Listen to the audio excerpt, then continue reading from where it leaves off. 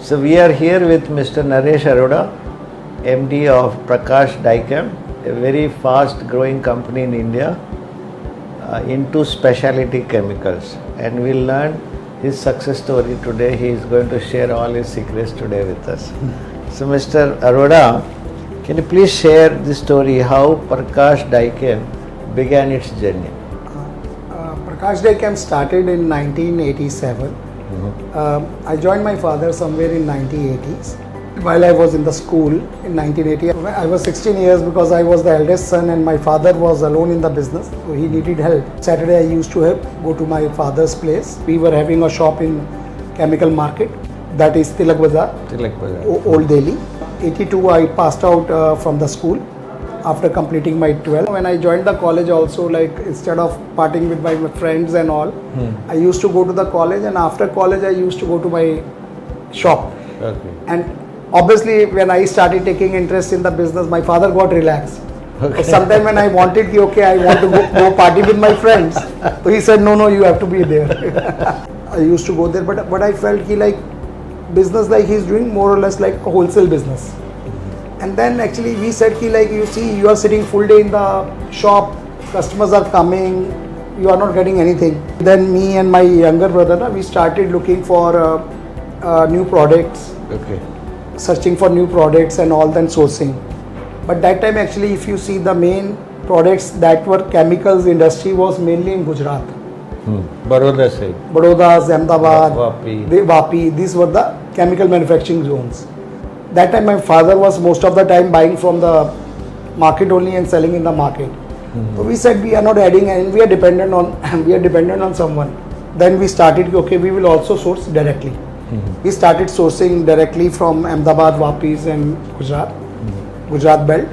Then 87 actually, by we got in touch with one company which is the world largest chemical company. So they have put a plant in India. Okay. We wanted to work with them, but our company that time was not that much reputed. Okay. They appoint us. You approach them, but they said you are a small company. Basically, they said we have appointed VAM Organics. You can start buying from VAM Organics. So we said okay, we will buy from VAM Organics. We used to buy from VAM Organics and we used to sell that. VAM Organic was not going to the customers and we were going. So after 8 or 9 months, then VAM said they don't want to do trading. Okay. Because they wanted to be in manufacturing only, so they don't want to do trading. So for VAM, we were the only one customer, but for us there were 10-12 customers, so they appointed us. Oh, so that was like a lucky turn for you. Yes, that was a more lucky turn for us. There was a lot of hurdles. Then we started selling that, and when we used to go to the customers, so we used to ask them, okay, you are buying this, what you want. So then slowly we came to know, which are the products, as per the customer requirements, which other product, which are the other principals whom we can work with. We came to know there are a lot of products which customers are using from imports. So then we were not knowing nothing about imports. So we decided, we'll come into imports. When was this happened? This was somewhere in 89-90. Okay. But the policies that time the policies were very, India was in a very bad shape.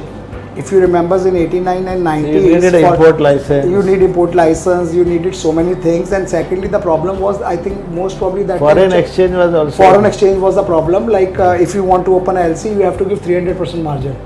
We came into that, we'll start license and all. We imported one container or maybe small. We imported 5 tons or 6 tons. That first consignment was on license, that there was so many difficulties in importing the goods. Okay. But luckily what happened, Congress government came and Manmohan Singh opened up everything. Okay. So after our first container, everything opened up, everything came into OGL. Okay. And luckily it was the right time to come in imports. So people don't want to come into imports because of the difficulties. Okay. But for us, we were already there. So that was the main lucky turn for us. And then we came into imports. My younger brothers also joined me. Then we started adding on the companies, business. We were different from, as I told you, nobody was interested in dealing in this Tilak Bazaar because they don't trust daily dealers. From 85 to 98, 99, 14 years, we like customer they know us and they know okay, we are the reputed company. And then 98, 99, then we became distributors for many companies. Then 98, 99, we thought ki like brothers we all wanted to get separated. Okay. We wanted to run our own companies. This Prakash company which was formed in 87, 88, this came to me. Okay. So when we got separated, we were working with one principal. Now we work with, I think, 40, 45 principals. We have offices all over India, and now our company is one of the very reputed company, Yes. known company in specialty chemicals. 90s our turnover must be less than 1 crore. Okay. And Okay. now we are doing roughly around about 200 crores. Wow, that's fantastic. It's almost 200 times growth. More than 200 times.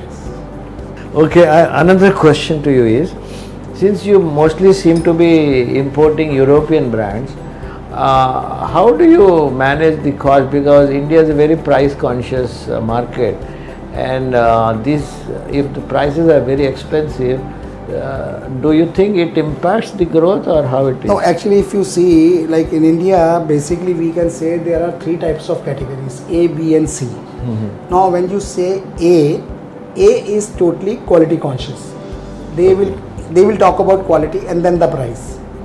Then B, who is quality conscious and price. Okay. And then C, who are only price conscious. Okay. So C customers are not our target. Okay. Our targets are the customers who fall in A category and B category. Okay. Because the thing is, the end of the day, as you rightly said, European products are expensive as compared to China. We are expensive by 15-20%. Okay. But end of the day, basically, if you want the product in which there should not be a complaint. As I said, if you see the product which we are selling, there is hardly any complaint. Now this C type of customers, if they are supplying to 10, if C type of customers which are price driven and they are using, let's say, cheaper product from China and all. Now what will happen if they are making any product, they will supply to 10 people, out of that maybe 7 people are returning back the product. Okay. Because of the quality. At least like the companies where we are, they give a consistent same quality.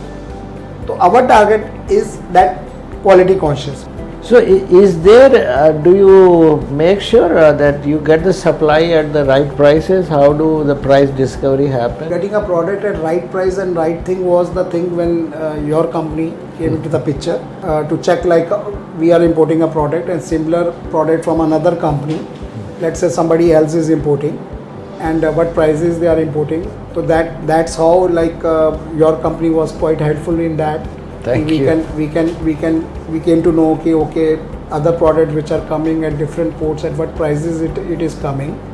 But end of the day, then everybody came to know, like big companies also came to know that this import data are available. I think import data sometimes helps, sometimes it is not that. Sometimes they say okay, we'll match it. Sometimes they say okay, we cannot match it because we cannot go up to that level, down up to that level. But no doubt, information on imports and exports, they have helped a lot in increasing the business for companies like us. So what are your views regarding importance of market research in growth of a business? That's very important because basically the thing is like if you have not done what's going on in the market, how will you come to know like which product will come into demand or where the competition is coming? So research is too much important. Too much important. And basically everybody is doing the research. So at least you know, by the research you know, okay, where are you? You know, okay, you are expensive. So you have to admit, okay, we are expensive, but why we have our expenses, we have to tell them. Sure. At the moment, most of the time I do on this thing only what's going in the market. Thank you, Naresh ji. Thank you. Thank you for your lovely information and very insightful ideas, advice.